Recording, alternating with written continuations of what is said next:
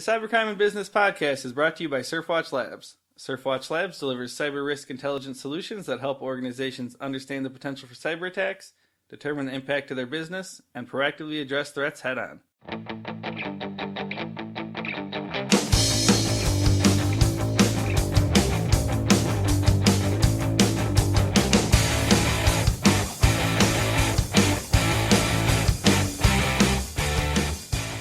Hey everybody out there, today is August 28th, 2015. I am Jeff Peters, Surfwatch Labs editor, here with my co-host, Matt Leifus, Surfwatch Labs writer.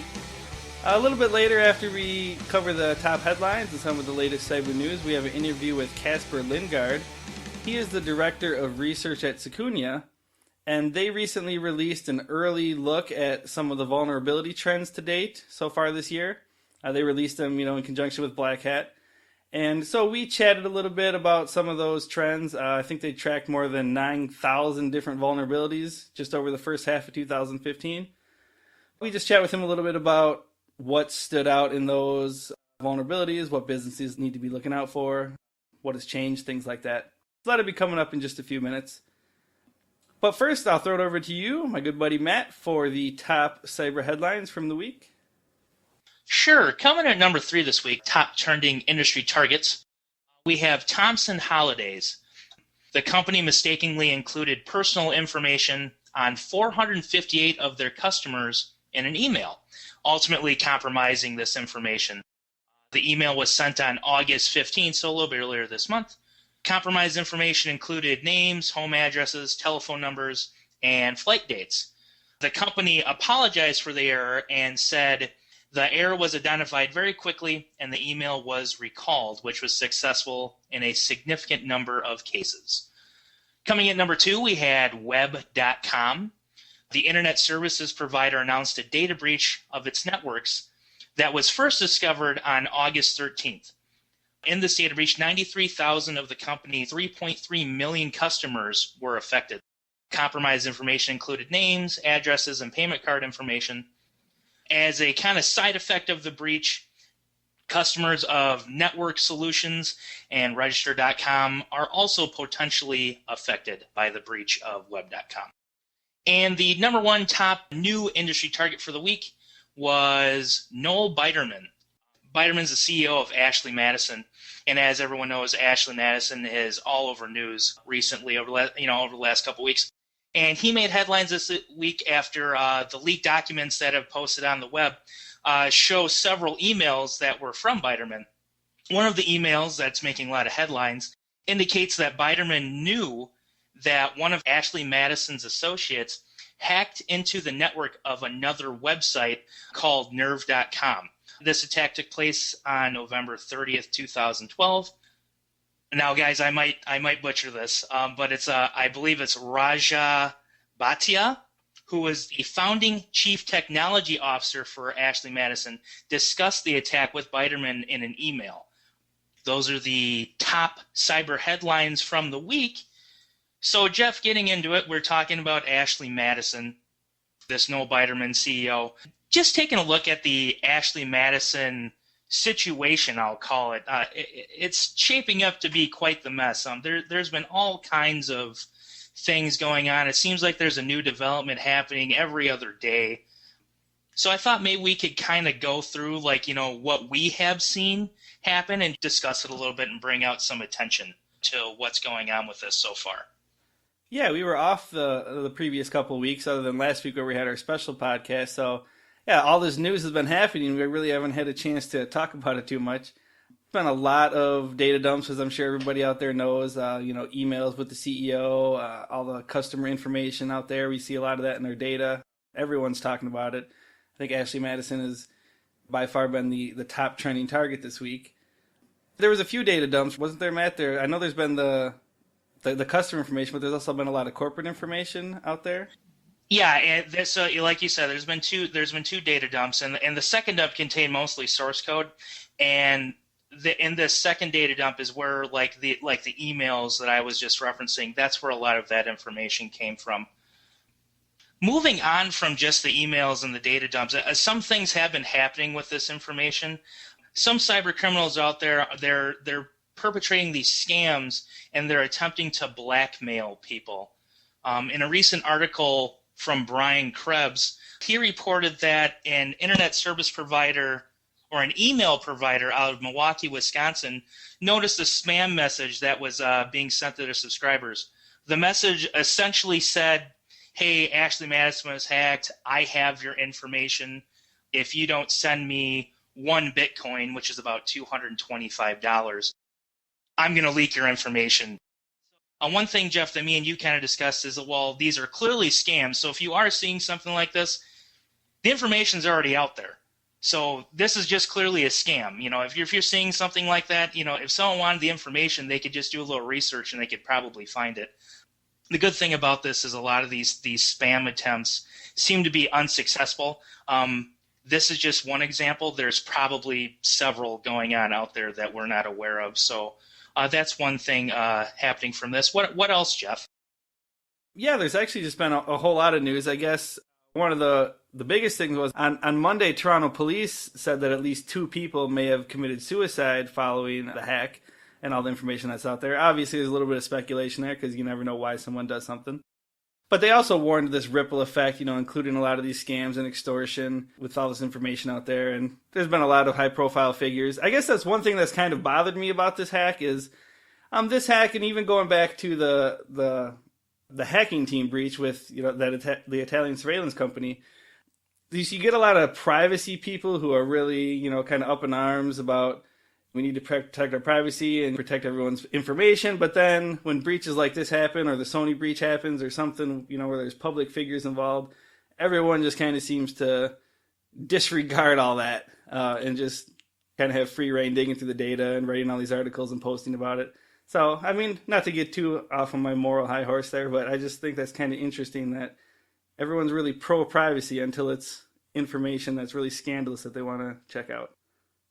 Yeah, so I mean, there's just a lot of effects that are going on, and a lot of people talk about the effects for the company and the effects on all these high-profile individuals and all these effects on families and things like that.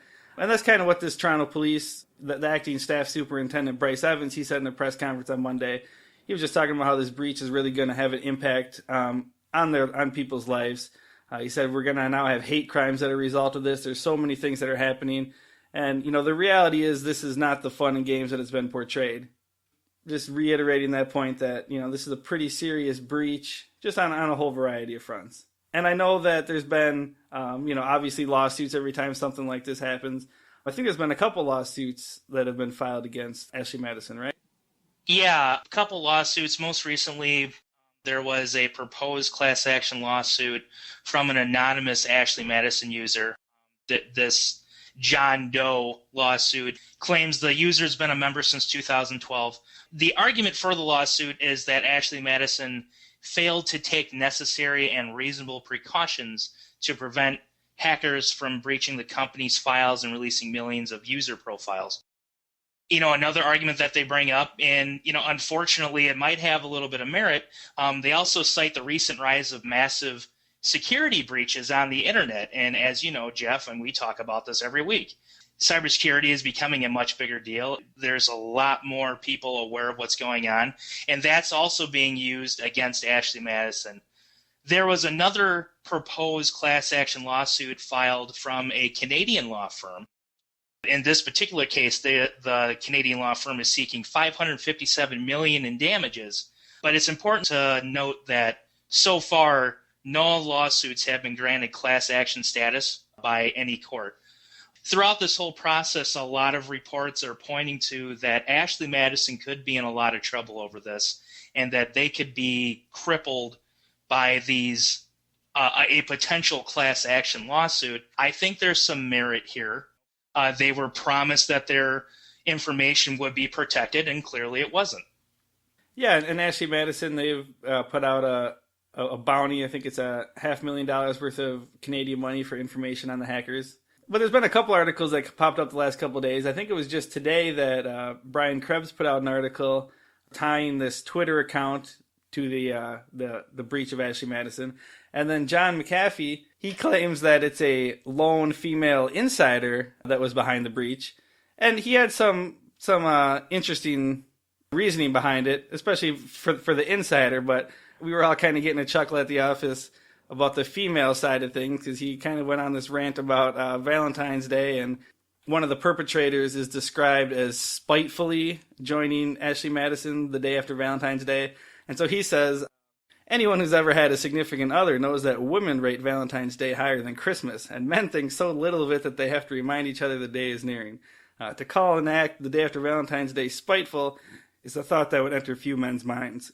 So that's one of his conclusions for why it's definitely a woman. So we were just getting a little bit of a chuckle out of that. Who knows, could be true, but it seemed a little circumstantial. I don't know, Jeff. As a married guy, I like Valentine's Day. I don't mind getting some chocolates or something. I'd be a little hurt if my wife didn't give me some chocolates or something, Yeah, chocolate-covered cherries. That's the best part of Valentine's Day. Exactly. He's always making me laugh every week, John McAfee.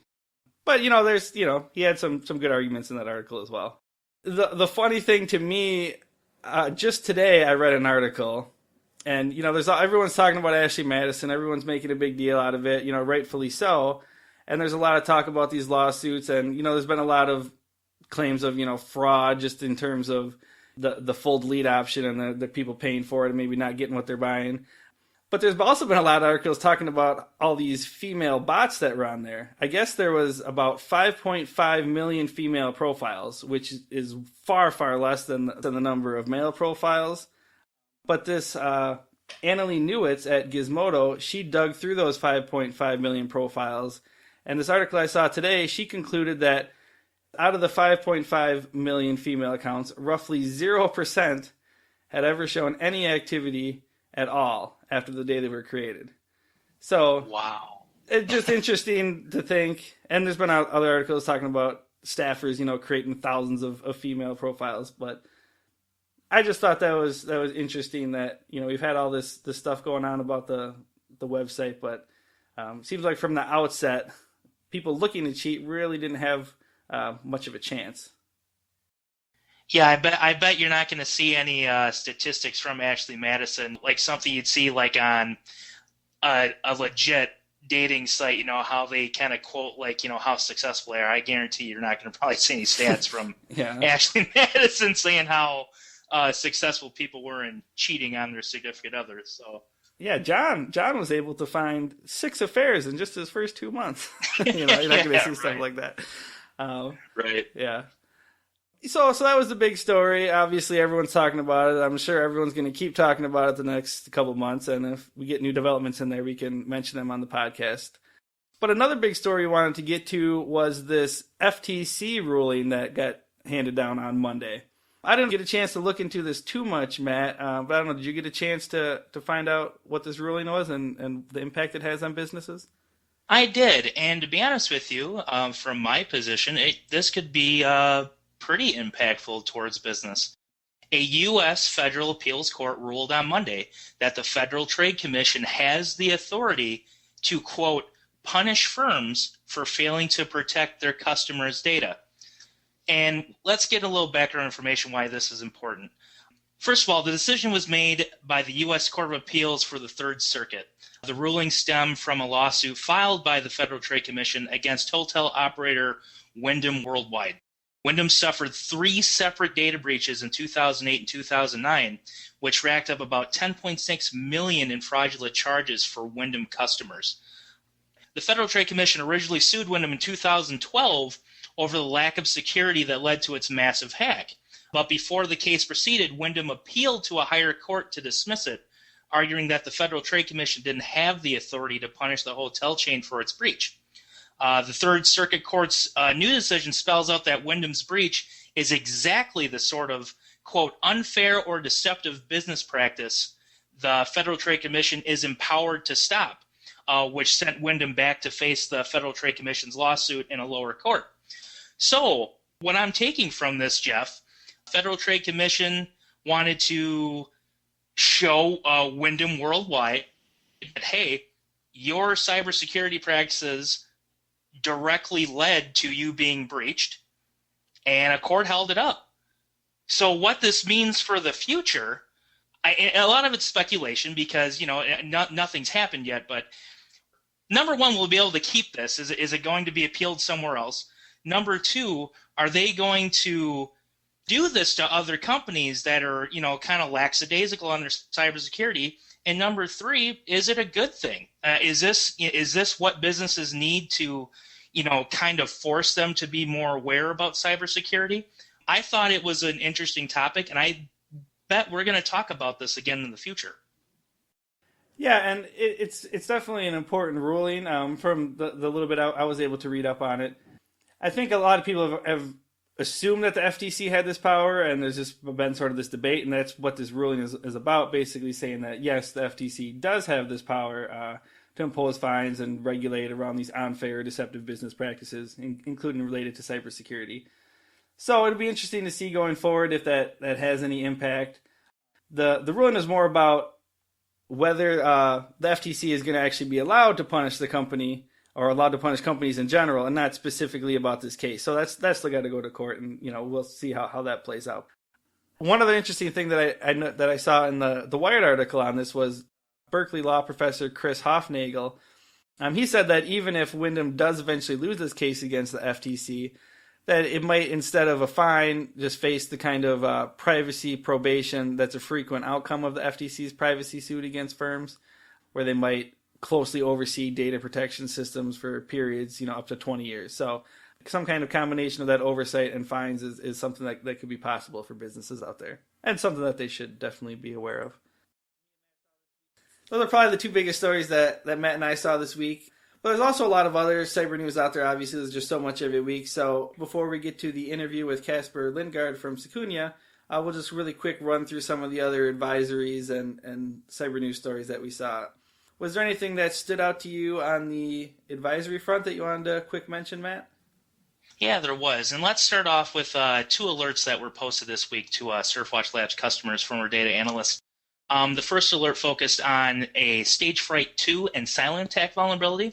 Both of these affect multimedia messaging on Android devices running Android 2.3 Gingerbread to 5.1.1 Lollipop. The first, a silent attack, real quick. It allows a hacker to send a specially formatted multimedia message to render the phone into a reboot loop, which is much like the original Stage Fright. And then Stage Fright 2, a little more serious, allows hackers to upload malware to a user's phone using multimedia messaging. The second alert involved two alternative Android browsers, Dolphin and Mercury, and they're both affected in a little different ways. The browsers have a combined customer base of 100 million users, so educate yourself on these guys. 100 million users, that's quite a few people. If you are a Surfwatch Labs customer, you have been sent the alert, so you are good to go on that. What else, Jeff, do we have going on? Real quick, just a couple other headlines that I noticed digging through our data this morning that I thought we might want to quick mention to everybody. Some of the specific alerts that popped up, a lot of people were talking about. Plenty of Fish, Malwarebytes spotted a malvertising campaign affecting the dating website. There's over 3 million daily users at Plenty of Fish, so obviously there's a little bit of concern there. This campaign infected users with the nuclear exploit kit. So there's a lot of malvertising campaigns out there, but that was the big one this week in the news. And then another alert came out for BitTorrent. There was a paper that was recently published that revealed that an attacker can exploit BitTorrent peers in order to amplify DDoS attacks up to a factor of, quote, 50 times, and in the case of BT-Sync, up to 120 times. So that's pretty significant when it comes to DDoS amplification. A BitTorrent spokesperson said that although the attack has not been seen in the wild and it's just theoretical in this paper, the company has taken some steps to harden their protocols and mitigate some of the weaknesses outlined in the paper. And then another advisory that popped up a bit in our data was this Auto IT. This is from Cisco researchers. They discovered a targeted phishing attack utilizing the freeware administration tool Auto IT, and this attack then installs remote access Trojan. The researchers over at Cisco, they said that the use of Auto IT is potentially an extremely effective method of evading detection by traditional AV technologies. The combination of a legitimate administration tool being used to install a backdoor into a target system is unique, and that's why this attack caught our attention. There was a lot of different advisories out there, but those were probably the three biggest ones that popped up based on Surfwatch Labs data that we collect. I think there was some more news on the legal front. Maybe we can quick hit before we pop over to the interview, Matt. Sure, and to kick it off, let's start with some more news about the infamous 2013 Target data breach. According to Target, the SEC, who was involved in a very lengthy investigation stemming from the breach, has decided it will not penalize Target for the breach. However, Target could still face penalties and fines from other groups. We were just talking about it, earlier with the FTC, Federal Trade Commission. You never know. There are other government entities that are currently investigating the Target breach. In other legal news, we have a guilty plea from Sanford Wallace, who is also known as the Spam King. He pleaded guilty to sending millions of spam messages on Facebook between November 2008-2009. Wallace admitted to sending more than 27 million unsolicited messages through Facebook accounts of around 500,000 users. Next up, we have Richard Neal. Neal is a 40-year-old co-founder of SLR, and he has been jailed for 18 months for an act of cyber revenge after leaving a company on bad terms. He hacked into the system of insurance firm Aviva and wiped data from phones belonging to 900 Aviva employees on the night that SLR was giving a security demonstration to the company. So it was kind of like a lot of headlines were calling it a revenge phone hack. And finally, we have a story around some Atlanta bank employees. 4 employees were indicted for a scheme that netted more than $2 million from more than 2,000 fraudulent tax returns between February 2013 and March 2014. The tax returns primarily belong to elderly retirees and children younger than 10 years old. One of the main reasons for this that we have touched on before is because people in these age groups don't tend to check their credit as much, and it's a little easier to get away with a tax like that. That's it for legal news, Jeff. Anything else before the interview? Everyone always says no one ever gets caught for cybercrime, but every week on the podcast and looking through Surfwatch Labs data, there's always, 10 or 12 people that are getting arrested or getting sentenced to jail or, getting indicted by, various government agencies.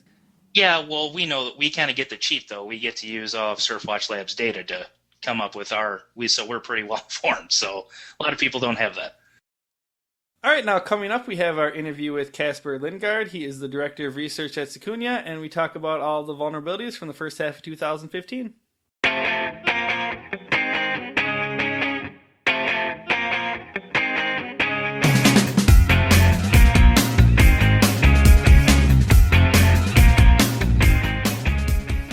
Yeah, well, thanks for joining us. I thought we could start with a talk about some of the zero-day vulnerabilities because it seems like those are always the ones that get all the big headlines in the news.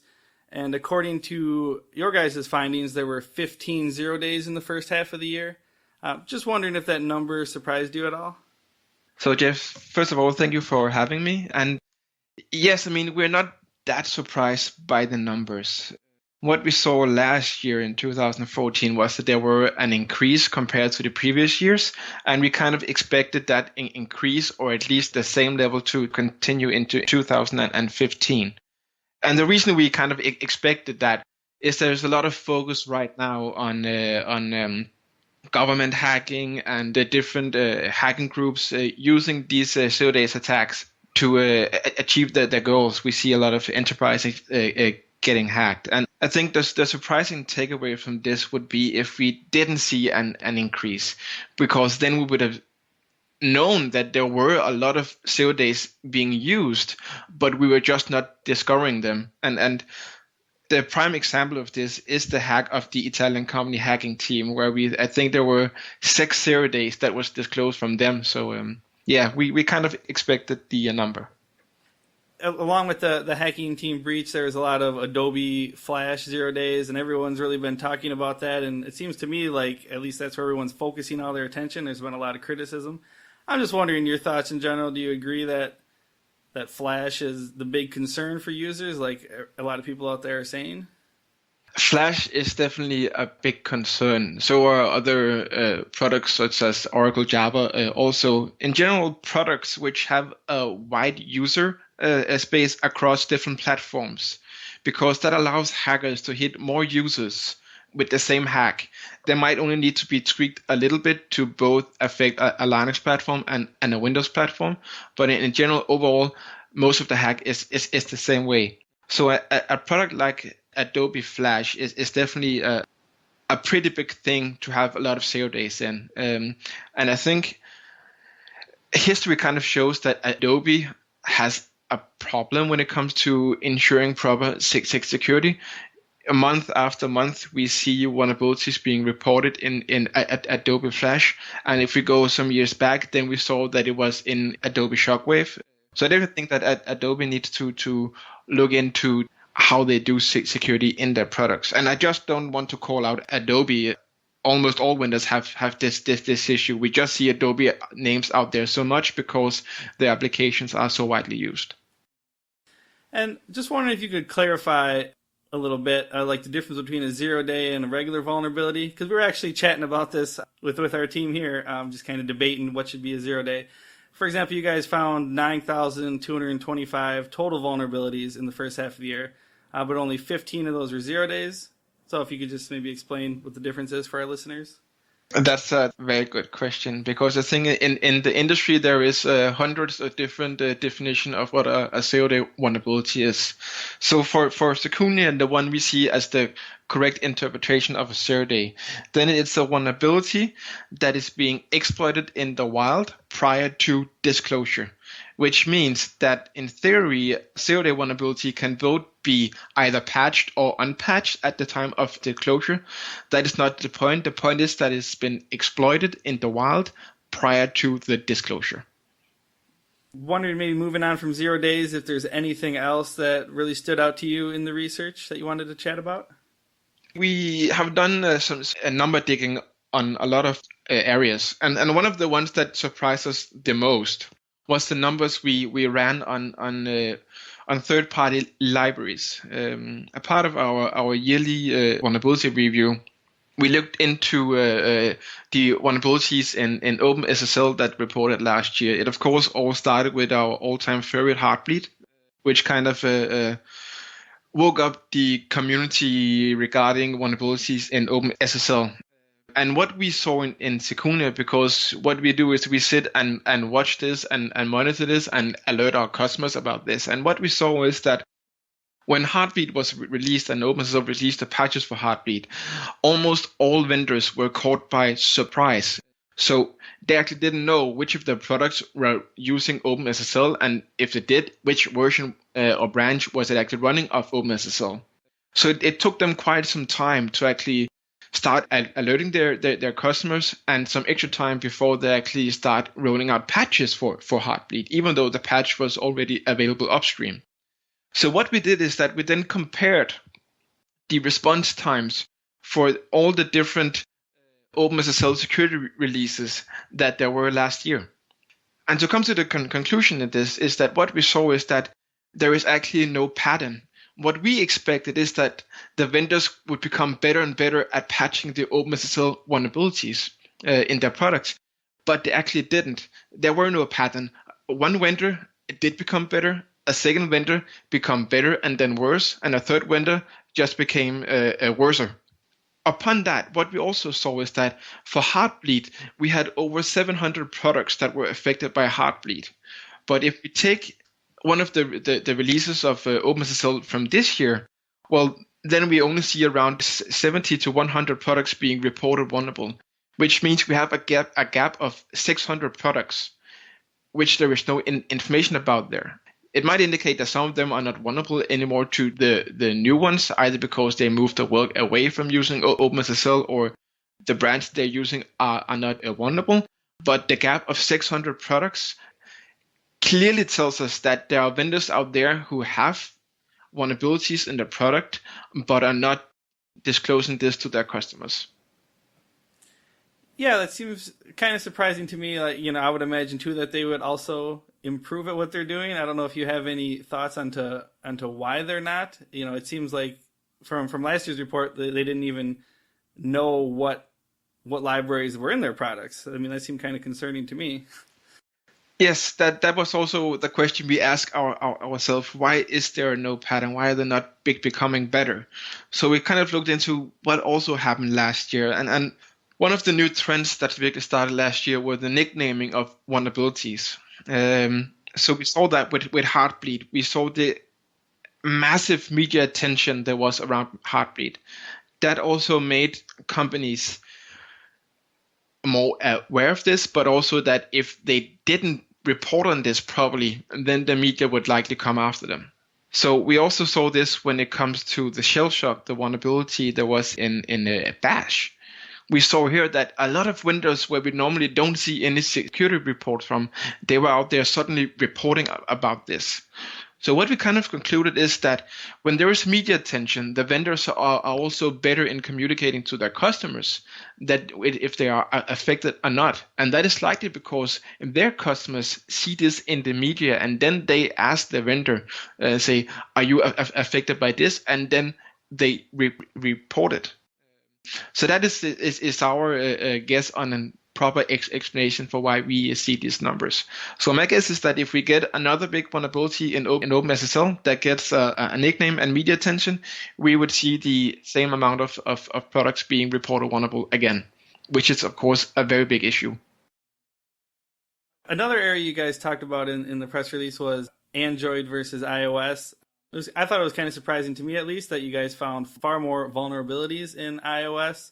But then you also said that shouldn't be misinterpreted to imply that Android is more secure. So just wondering if you could chat about that a little bit. Yeah, we knew when we came into this that this was a topic that we should be delicate about. Because what we're trying to compare here is Apple iOS towards Google Android's operating system. And that is not a one-to-one comparison. Android, they fix the issues in the core Android system, where in the iOS they also fix issues related to the Safari browser that is included in the iPhone and iPads.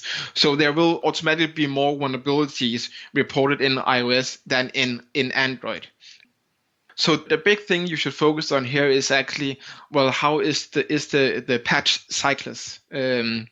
And when we did this report, the patch cycle was heavy in favor of Apple, because when they discover or get a vulnerability reported to them, they can investigate, they can make a patch, and they can roll out that patch to all their users. That gets it as an over-the-air update, and they go click update, and everybody is happy, and all supported version of iOS is patched. But for Android, that is much more difficult, because Google needs to create a patch, then they can patch that in their devices. So in the Nexus devices, they can roll out the patch. But all the other mobile devices that are being run by HTC or Samsung or Sony, well, they have to get the patch for Google, and then they need to perhaps modify the patch before they can roll it out to their customers. And they're also more likely to prioritize the newest handsets instead of some of the older handsets. So we see that the patch cycles is much longer for the Android devices than for the iPhone devices. And just up to Black Hat and this press release, we also saw the disclosure of the stage fright vulnerabilities that allowed some versions of Android to be compromised just via an MMS. So that is, of course, also taking that to the extreme, saying that you have a handset that can be compromised via an MMS. You can't really do anything about it, and you're not sure that you're going to get any kind of patch anytime soon. After this, though, we have seen that Google now said that they will release patch each month. Samsung also jumped on that wagon, say that they will now start releasing patches every month for their handsets. So we see Android moving towards a better state now.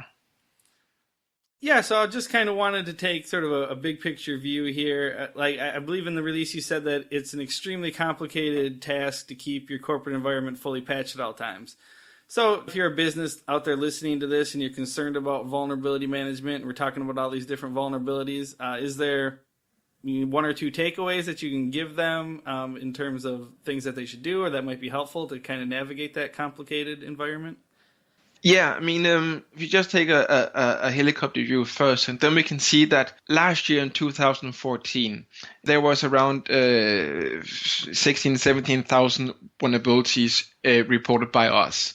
That might not be unique vulnerabilities, but that is instances of all vulnerabilities.